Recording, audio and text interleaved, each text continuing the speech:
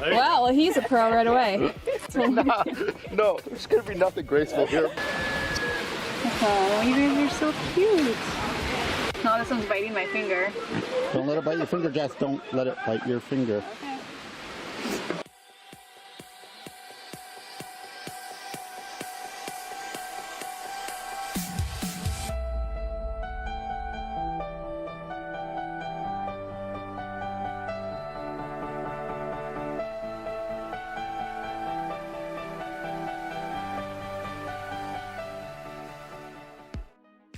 Last time on MJ Sailing, we motored through glass calm waters of the Little Bahama Banks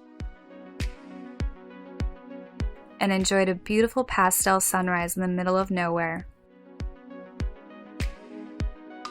and explored the uninhabited island of Powell Cay in the northern central Abacos.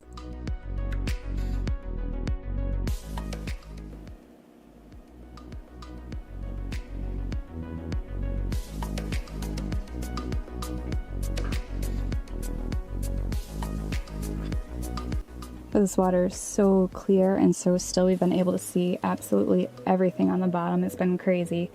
We really miss having waters like this to anchor in. And it looks like there is a school of fish hanging around our anchor, which is kind of cool. Normally we've just been seeing little minnows and nothing bigger. But it looks like our anchor is dug in quite nicely down there. No need to even dive to check on it. We can tell from right here how it's doing. Before moving ourselves from Powell Cay down to Green Turtle Cay, we wanted to spend one more afternoon exploring the island and checking out the beautiful beaches on the southern side, which our guidebook said not to miss. Really shallow water here. Pretty though.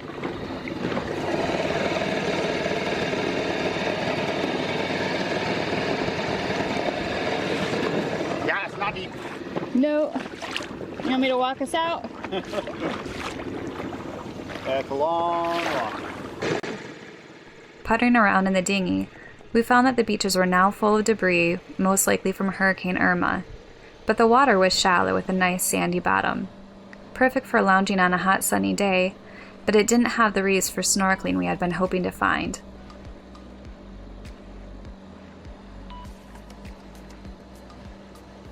Huh? Oh, what? Georgie. Oh. Hi, Georgie cat. In the anchorage that we're at here at Powell Cay and the Abacos, we met another young couple that came in about a day after us, Brian and Shari of New Hampshire.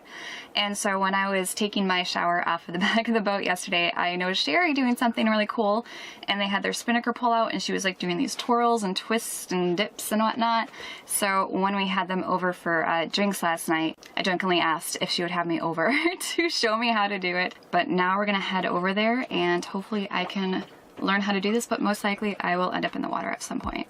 The hammock is the only one that fits over the water. So we're gonna use that. Over on Jabberwocky, Shari and Brian began setting up their spinnaker pole to hold the silk, and after clipping it in with a carabiner, Shari gave us a few tips on how to do the basics, explaining how to position ourselves for each move so that we would hopefully not go dropping into the water.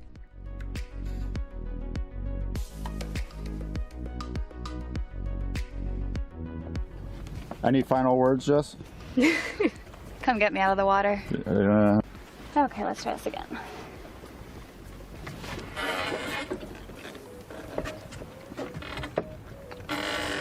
When my turn came up, I found out I was able to do some of the most basic maneuvers, but didn't have the muscles built up for much more. Just because she got a leg caught. No, that's on purpose. Yeah, it's a thing. You're like, ooh, that was pretty. That actually held. Hang out like this for a while. But wow, well, he's a pro right away. Put Matt in some Cirque du Soleil. Yeah. Not quite as graceful. No, there's gonna be nothing graceful here. So, then to do like a funky, cool, spinny thing, you're like, is that what I was seeing? And then I don't know what you're doing. Let's see Matt go in the water. Oh, you're almost setting up for an ankle hang. That's real painful. There you go. Well, that's better than the last thing I just did.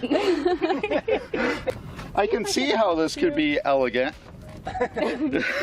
It's not right now. It's not, no, it's interesting. Jessica! Okay.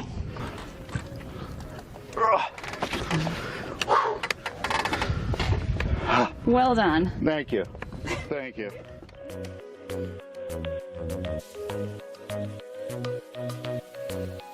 Bringing out the much longer gold silk, Shari raised it high above the deck to show us a few more tricks before letting me go one more round with a little assistance on her part. Go for it. And so it was something like, yep, so you'll have this leg cover both of the silks. Okay. Yep. And then you'll drop. Awesome. This is mega cell. What? This is a total core workout. You could climb, if you climb like really, really high. So you got to actually extend your leg then. The other leg. No. That's, I think we're just gonna. That's pretty. yeah, there we go. Pointed toes. Yeah. Here, look at me go. Nice. There we go. Yep. No. Yeah. No. Yep. Now, if you lift your hips and then turn towards the silk, you might be able to do it. I think this is as far as we're gonna get. But I can do this. Wow. And my dismount. Yeah. The next morning we weighed anchor in blustery conditions, but we just assumed that meant we would have a nice and fast sail down to Green Turtle Cay. As we unfurled the headsail though, Matt noticed a sizable tear in the leech.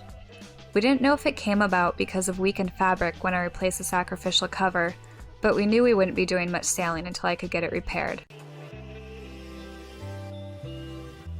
Trying to keep our close-held course as best we could, we continued on with our mainsail and the new staysail. Matt was also fighting a full-on allergy attack and wasn't too excited about the extra tasks that kept him from sleeping his way through the passage. Just got anchored down in Green Turtle Cay. We had a nice wet ride over here from Powell Cay. And at least we dodged this storm. We went through a few other rain ones. Poor Matt had to get the anchor down in the rain. We're gonna get some lunch, let this rain pass, and then I'm actually gonna go into this mess to check in.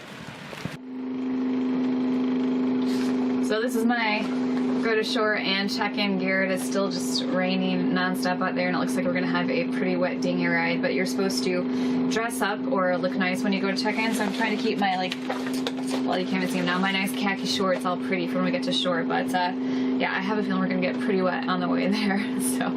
But we need to get checked in, and we need internet. We need to let my parents and his parents know that we're still alive after a week in the Bahamas now, so kind of a necessary evil, but as soon as we get it done, come back, relax, hot chocolate. Nap. And nap.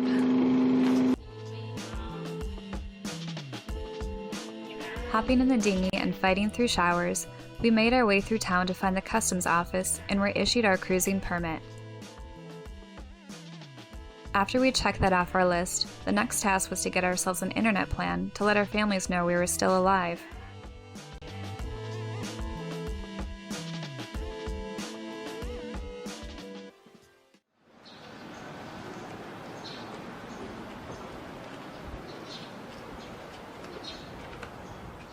Wah, wah.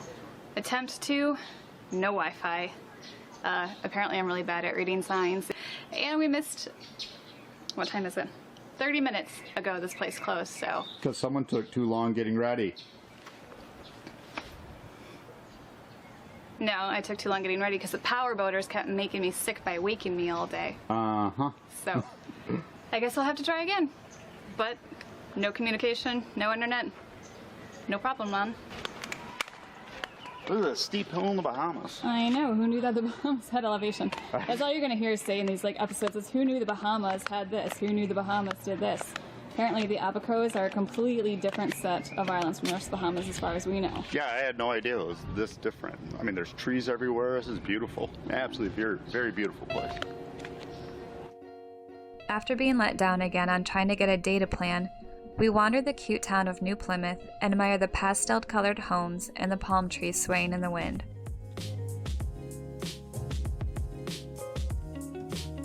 With the boat still stocked full of groceries, we didn't have any provisions that needed to be picked up, and most of our time ashore was spent admiring our surroundings.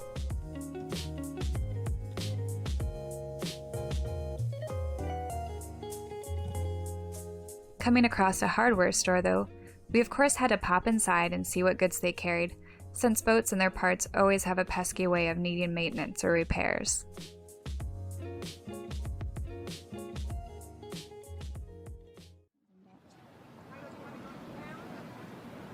Let's go get some conch and drinks. Down by the beach. Boy. After we'd finished all the necessary, what we could call errand running of the day, it was time to kick back and relax, taking in views from shore and maybe a kulak as well. Since we never properly celebrated our wedding anniversary upon leaving Indiantown, we figured that a few beers and conch fritters here in the Bahamas would make up for the delay.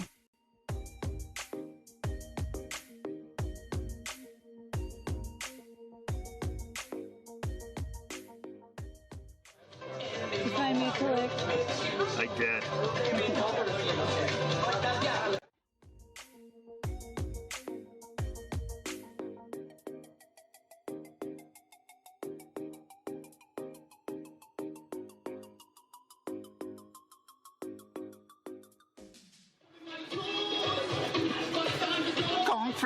First Bahamian meal snack. Yes, it's been a long time. It has been. So we got our kulaks, Got the kulaks. conch fritters, Yep. And fly poison. candy fuel. Yeah. All I have to say though, you cannot beat this view. No, this is pretty. This is gorgeous.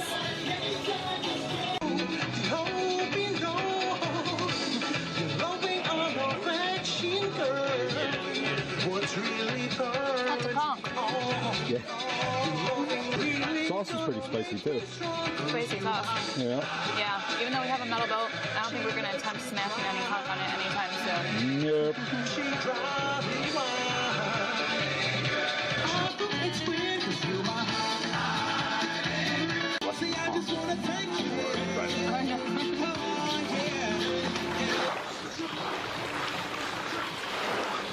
Huh?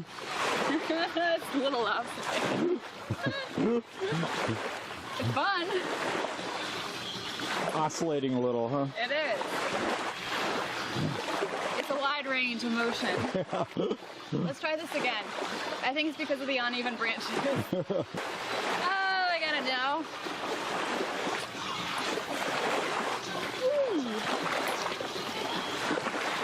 Somehow you're making it look like slow motion. Am I? Yeah. I'm just that smooth. Yeah, that's exactly it. Oh, taking off the shoes. Maybe.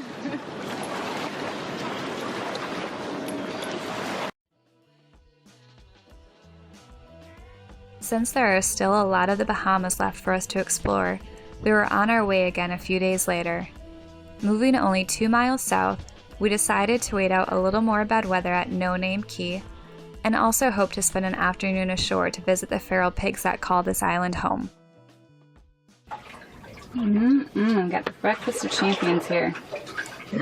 Only took me like, what, 20 minutes to cook, and I think it'll take us 3 minutes to destroy. Probably. Yeah, I think it's gonna be gone real soon. Yep. So, fill our bellies. We got a long day ahead, because later this afternoon, after we do some boat projects, there is a beach full of pigs over there. Little bitty ones. We went to go see them yesterday, so actually not too many crowds right now, but that is on the docket after good breakfast. We're about to go see some little piggies, and I'm so excited, and we better do it fast because there is rain on the way, and we don't want to be wet. Cool.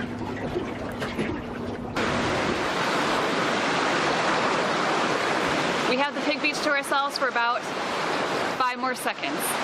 Just missed the opportunity to be here by ourselves.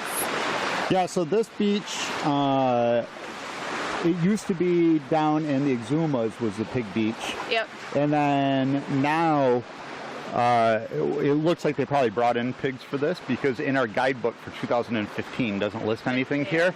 So I'm assuming that they ended up bringing these in just to bring in some tourist money up to Abacos area. Yeah, because nobody ever hangs out at Treasure Cay or Marsh Harbor. Nope, not at all. So this is their little thing, I guess.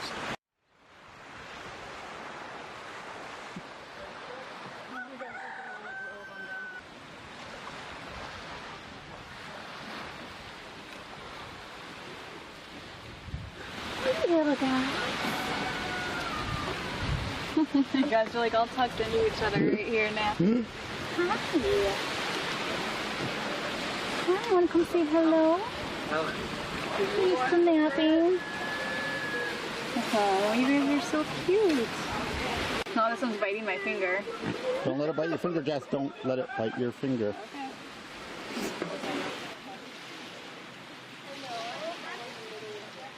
Look at these little guys. Oh, the one drinking water. Yeah. Oh, look at play.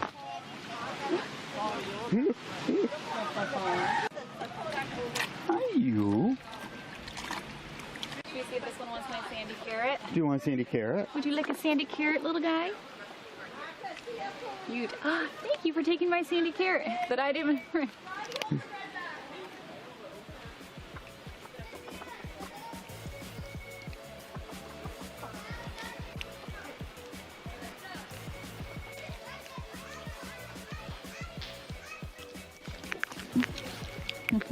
Oh, they eat coconut.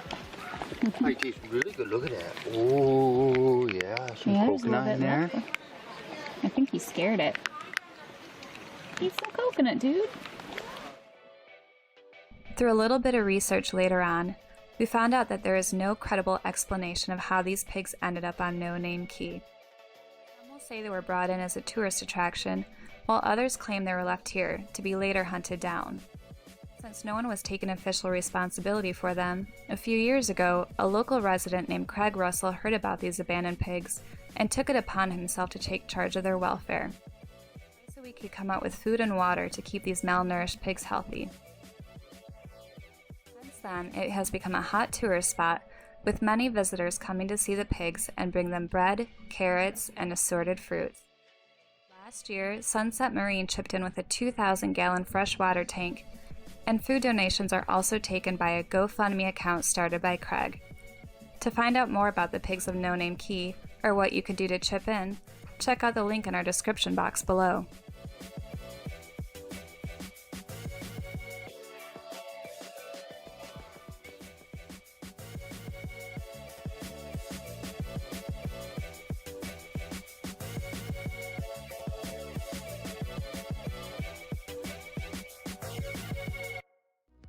Join us for our next episode, where we make our way out of the dreaded Whale Cay cut